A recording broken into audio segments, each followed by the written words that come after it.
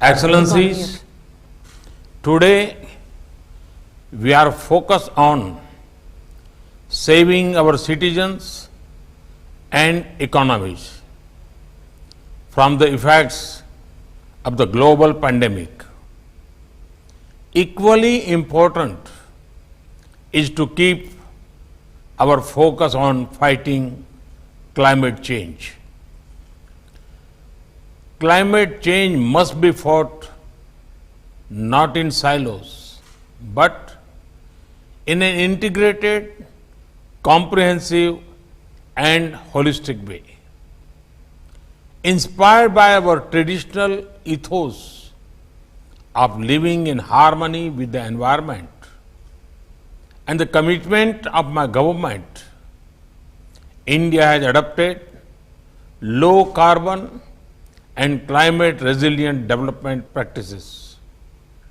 I am glad to share that India is not only meeting our Paris Agreement targets, but also exceeding them.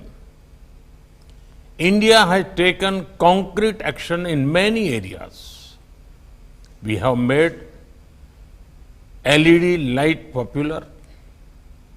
This saves 38 million tons of carbon dioxide emission per year. Smoke-free kitchens have been provided to over 80 million households through our Ujjwala scheme.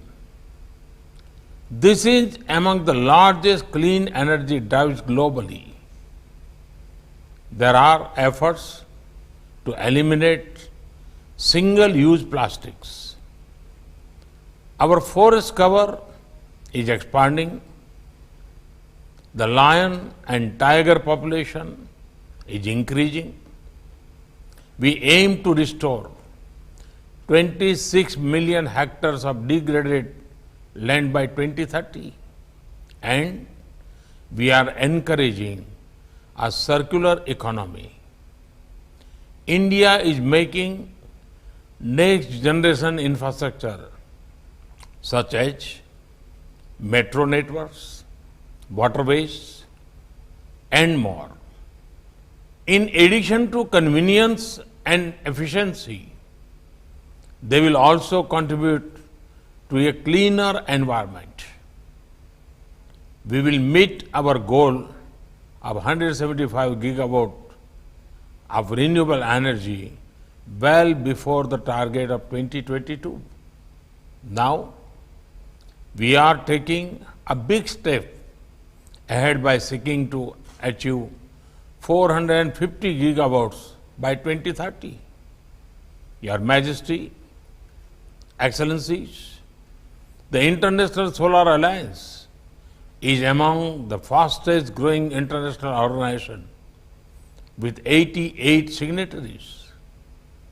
With plan to mobilize billions of dollars, train thousands of stakeholders, and promote research and development in renewable energy, the ISA will contribute to reducing carbon footprint. One more example is the Coalition for Disaster Resilience Infrastructure.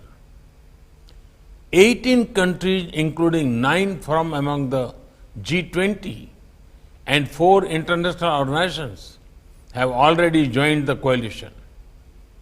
CDRI has started work on increasing resilience of critical infrastructure. Infra damage during natural disaster is a subject that has not got the attention it deserves. The poorer nations are especially impacted by this. Therefore, this coalition is important. Your Majesty, Excellencies, this is the best time for further increasing research and innovation in new and sustainable technologies. We should do so with a spirit of cooperation and collaboration. The entire world can progress faster if there is a greater support of technology and finance to the developing world. Your Majesty, Excellencies, for humanity to prosper, every single individual must prosper. Rather than seeing labor as a factor of production alone, the focus must be on the human dignity of every worker. Such an approach would be the best guarantee for safeguarding our planet. Thank you.